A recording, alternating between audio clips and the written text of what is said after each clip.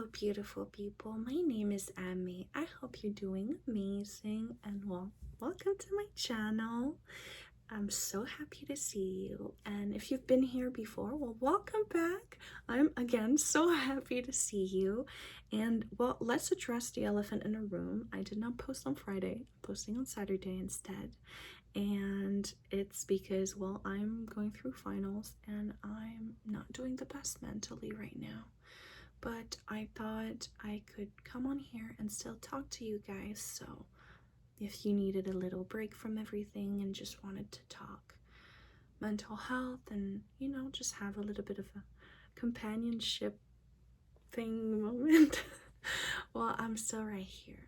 I can't imagine if I was subscribed to someone who I really liked their videos and they didn't post for like 2 weeks, I'd be really sad. So I thought, I'll post. I want to be there for you. So yeah. So let's dive right in. It's gonna be a unscripted, not edited if I don't make a mistake. That forces me to edit the video. So if it's edited, just know it's because I stuttered so much I had to cut it out of shame. So yeah, let's just start my story and how healing is not linear. It's ups and downs and backwards and forward, and that's okay. So yeah, let's start. I moved around a bunch when I was a kid, and I was in a very unhealthy environment. I was neglected and abused, and I grew up around a lot of violence. My best friends, my childhood best friends, important to say, my childhood best friends even told me that they thought I wouldn't make it. They thought I was going down a very dark path, and because I was so neglected, no one to look over me and guide me, I would just end up on the streets. So guess who's not on the streets, but I been through a lot as a kid, and it did mess with my brains, and I do suffer the consequences to this day. But I think it's important to talk about how through it all I healed, and I'm still healing. So again, I moved a lot. I moved around a bunch. I never lived in a big city. It was always smaller towns or even a village. I will start when I was a teenager because that's where I feel comfortable starting. So around 13, 14, I developed some very unhealthy habits because of anxiety and depression that were creeping in. I started eating less and exercising an unhealthy amount, and I started to hurt myself, to self-harm. And all of this because I didn't like the way I looked, and I was scared, and I was truthfully all alone.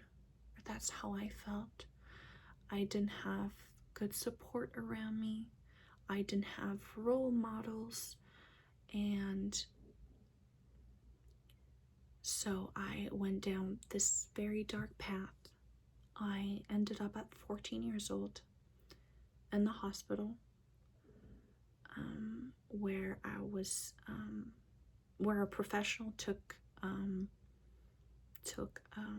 charge of my case, if that's even a word. And we worked together. Unfortunately, or fortunately, I stopped harming myself, but I did continue going down the eating disorder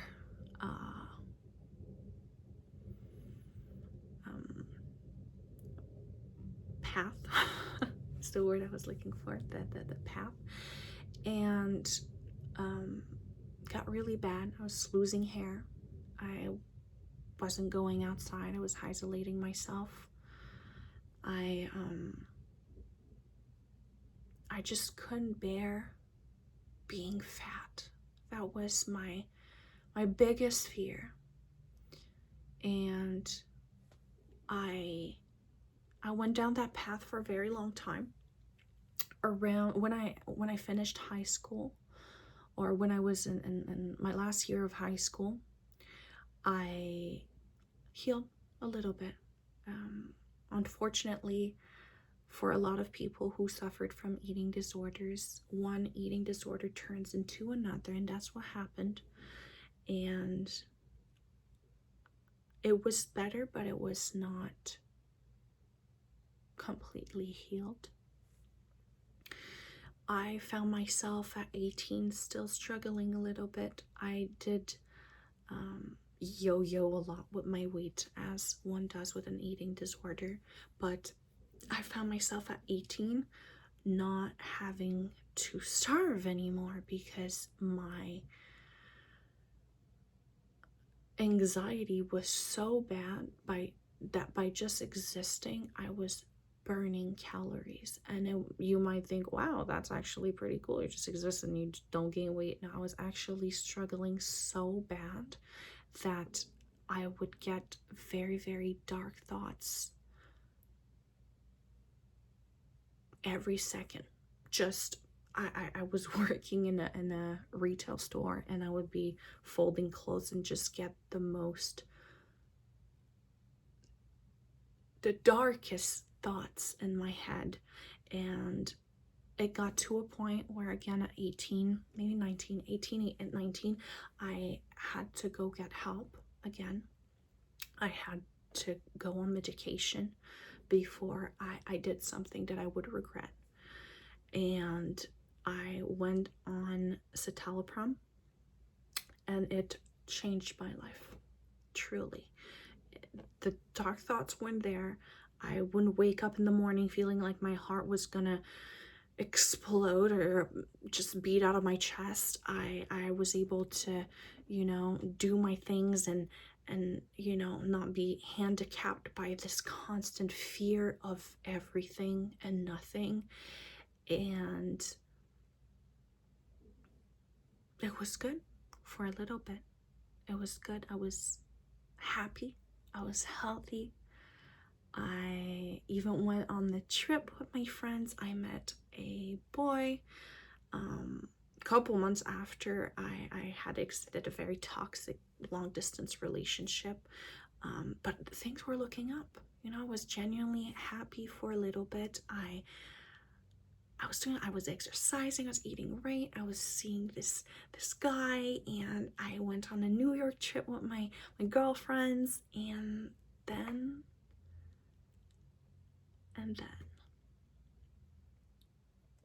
everything was going well, and I was in this relationship with this guy who I loved so much. Someone might say too much, and some might say too much, and he betrayed my trust. And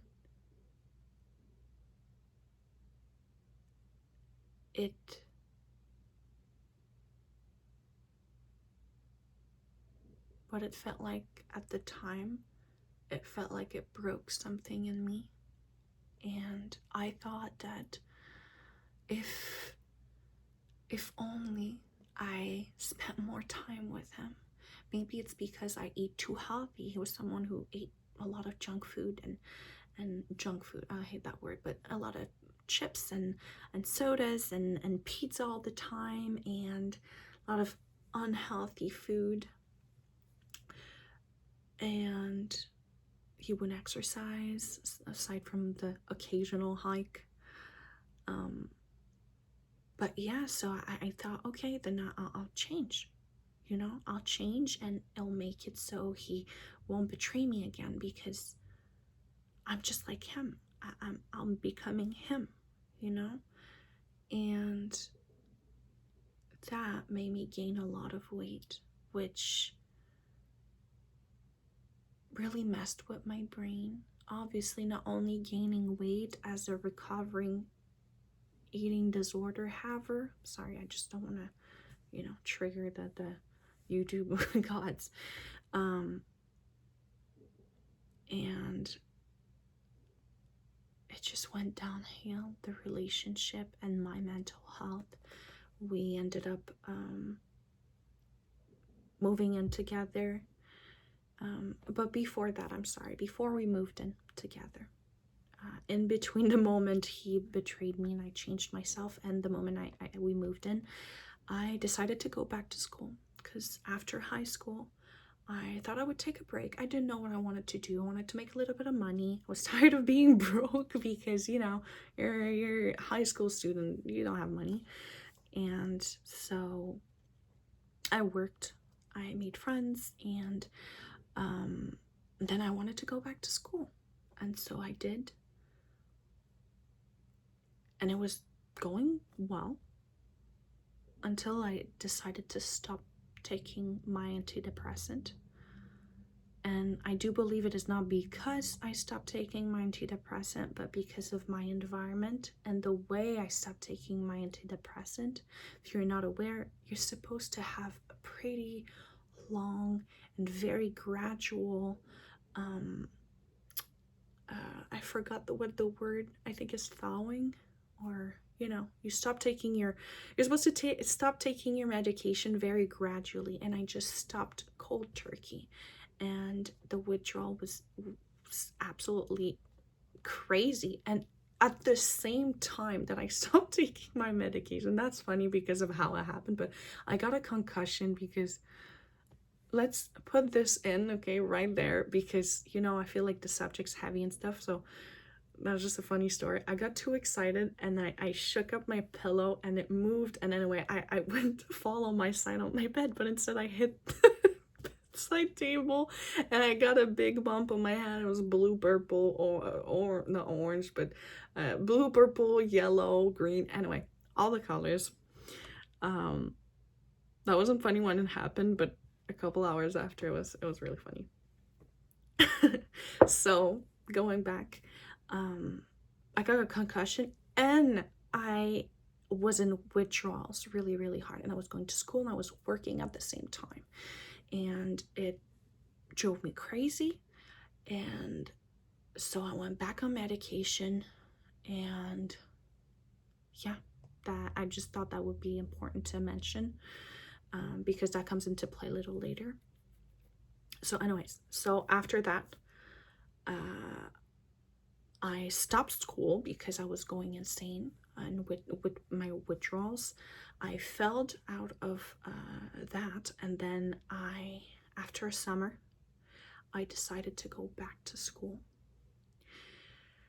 I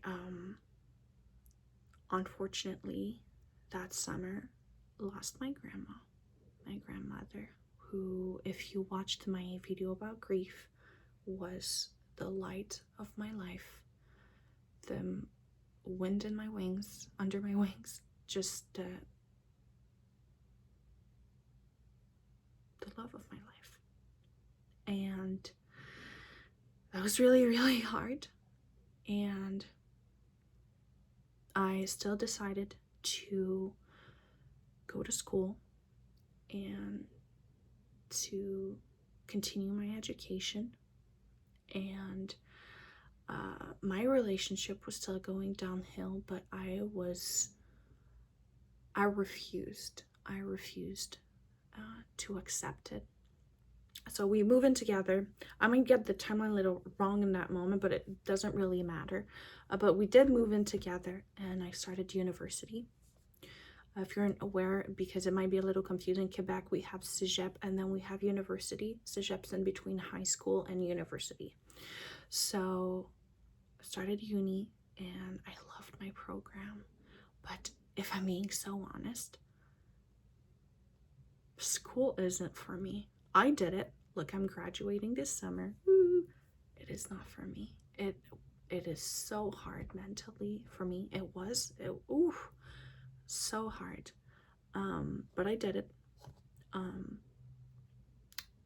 And during that time, living together, we lived together for a full year, almost, until I started seeing a professional because my mental health was plummeting and I was starting to have very dark thoughts again. And I thought adopting a cat would solve everything. Turns out no, it did really help, but it didn't solve everything. And so I saw a professional, and he would call my partner at the time the tyrant. It was a very, very, very dark time in my life, and the relationship was very abusive. Unfortunately, fortunately not physically, but yeah. So in 2023, I can put dates now. I'm really bad with yeah, it's not my thing. But I know that in 2023 I met a boy, and I realized that maybe I wasn't the crazy one. Maybe I wasn't the problem. Maybe I wasn't the reason why I was having all these dark thoughts and never thought I was enough. And so I left my partner and I started talking to that guy because he piqued my interest. Because what do you mean? When you cry, your partner's supposed to console you or be there for you, at least. And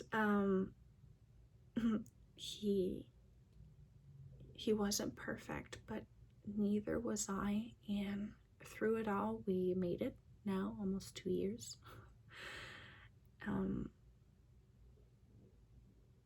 But if I can describe my healing journey, it is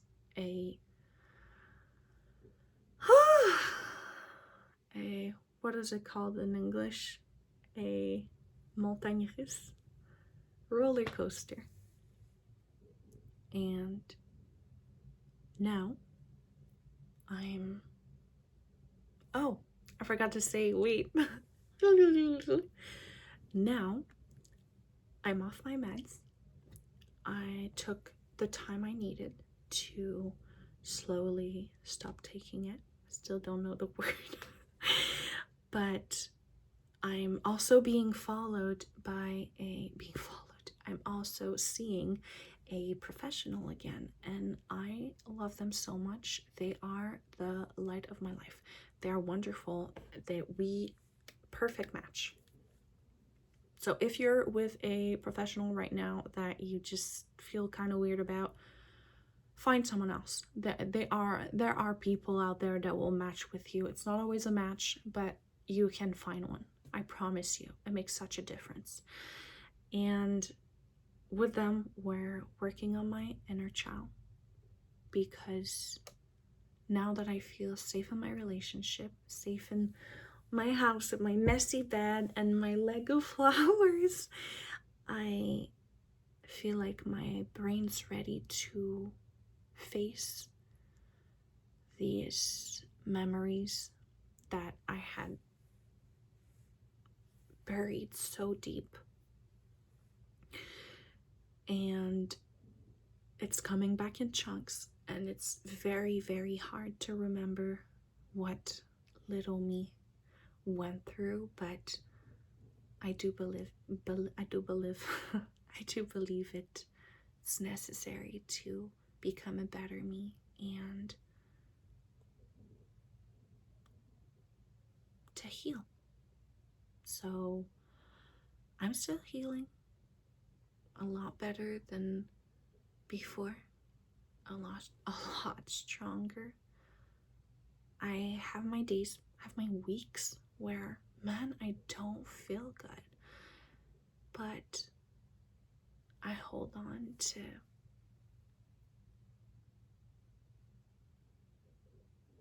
this thing I know, and it's that I will be happy, I will heal, and I'm getting stronger. It's hard right now, but it's like going to the gym. I hate that analogy. I think it's so cheesy, but it really is. Like going to the gym. It's just that I've been at the gym for 24 years. And yes, I'm tired, but I'd rather be tired from healing than tired from suffering in silence. If you get anything from this video, let it be that you can find a professional to help you, that will understand you and that will help you. You will heal. You will be at peace. I promise you. I promise you. If you work hard in the right direction, you will heal. And it might not sound very tempting to work hard, but you gotta choose your heart. It's either hard to be depressed or hard to get out of that depression. Be with someone with whom you don't have to translate your soul every day.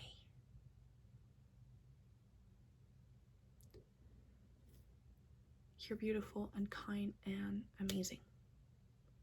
The last ones are the most important to remember. But yeah, I think I talked enough. If you're here at the end, I want to thank you for listening. I think I really needed that. I really needed to remember.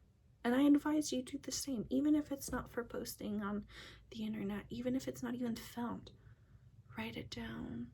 You don't have to go into like the very like nitty-gritty. Just talk about what feels right and see how far you've made it, and see that every single time you thought you wouldn't made it, you did, because look at you now. You're right here.